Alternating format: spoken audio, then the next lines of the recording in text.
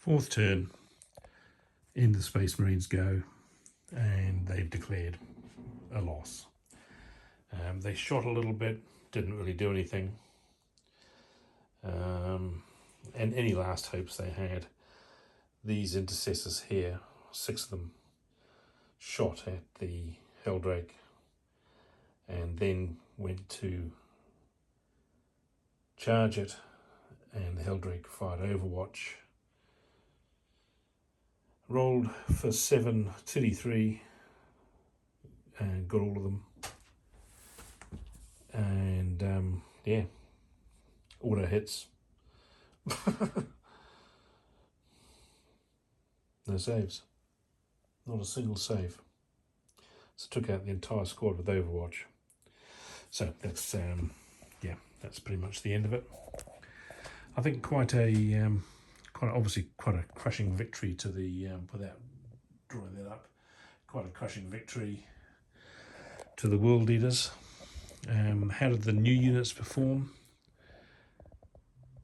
The Exalted 8-bound were really good. They got taken out, but they with their 9-inch move, and no weapons, it means that they're advancing, and they can move a big distance, and they are really gnarly.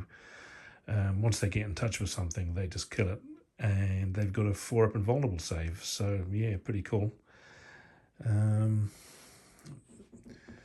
The new units played for the first time on the Ultramarines side with the Redemptor and the 2 Terminator HQs, the Indomitus Captain and Librarian. The Redemptor, just no match for the Leviathan. I mean, it might have if it had got the right sort of dice rolls, but the Leviathan is just gnarly. It really is just a killing machine. It's a lot of points, and I think the Redemptor's good, but like all Ultramarines Dreadnoughts, it lacks protection because it doesn't have an invulnerable save at all.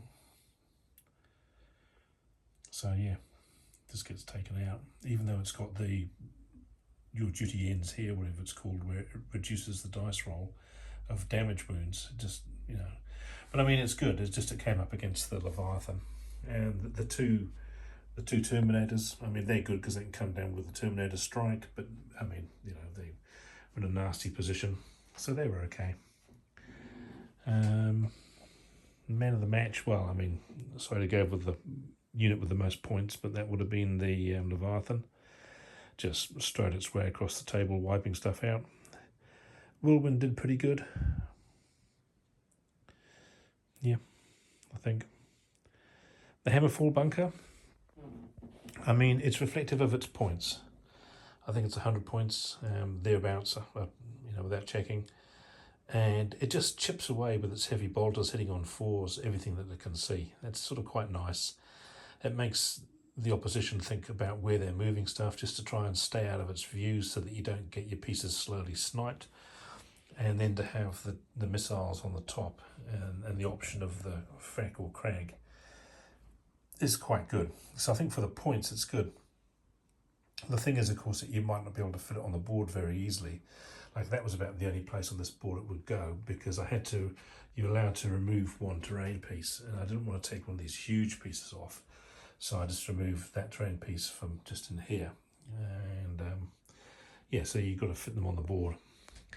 I mean, overall, good game. It's good to get back into 40k again, and it was good also just to go and check out the rules, just to remind myself, and check out the unit stance.